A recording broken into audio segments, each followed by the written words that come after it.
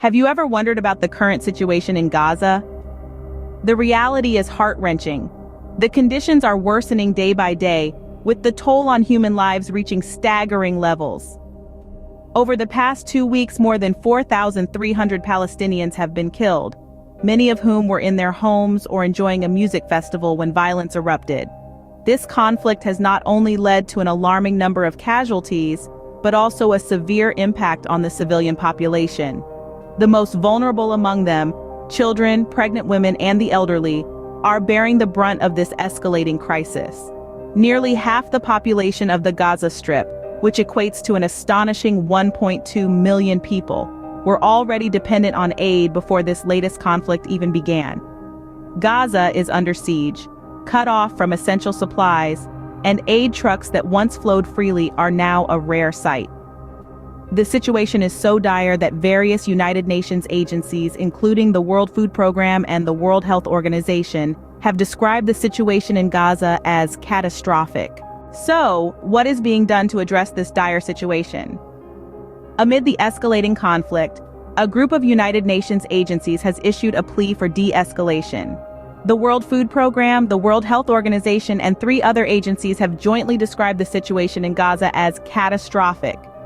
Their call for a humanitarian ceasefire comes at a critical time, as Israel warns of intensified strikes on Gaza. The potential for increased violence looms over the territory, threatening to worsen an already severe humanitarian crisis. In their joint statement, the UN agencies stress the urgent need for immediate and unrestricted humanitarian access throughout Gaza. They emphasize that children, pregnant women, and the elderly, those most vulnerable, are bearing the brunt of this crisis. The stakes are high, there's no doubt about it. With over half the population of the Gaza Strip being children, the impact of this conflict on the next generation is a pressing concern. The need for a ceasefire is not just about halting violence, but also about securing a future for these children. Despite the imminent threat of escalated conflict, calls for a humanitarian ceasefire are growing louder. But how much aid is actually reaching the people of Gaza? It's a question that tugs at the heartstrings of many around the world. Just last Saturday, a glimmer of hope emerged. 20 aid trucks crossed from Egypt into Gaza, marking the first delivery of its kind in 2 weeks. While this might seem like a significant stride, it's vital to put it into perspective. Prior to the conflict, about 500 aid trucks a day were streaming into Gaza, according to a spokesman from ActionAid Palestine.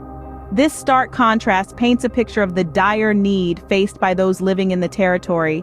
So what did this aid delivery contain? The trucks were filled with essential items such as medicines, food, water, and even coffins. However, one critical item was noticeably absent: fuel. This absence is particularly concerning given that fuel is a fundamental necessity for running hospitals, powering homes, and maintaining other vital services. Let's not forget, a significant portion of the people living in Gaza were already dependent on aid before the conflict erupted. So, while the delivery of these 20 trucks is a step in the right direction, it's crucial to remember that it represents just a drop in the ocean of what is truly needed. The delivered aid, although significant, is merely a drop in the ocean of what is needed. What can we do to help alleviate this crisis? This is the question that hangs heavily in the air, echoing the urgent call to action from the United Nations agencies. These organizations are pleading for immediate, unrestricted humanitarian access throughout Gaza, a region left devastated and in dire need of aid. The situation is critical. Essential supplies like food, water, and medicine are rapidly depleting, with every passing hour marking a dire struggle for survival.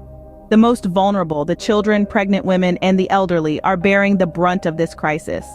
Their plight is a stark reminder of the human cost of conflict, a cost that is too great to ignore.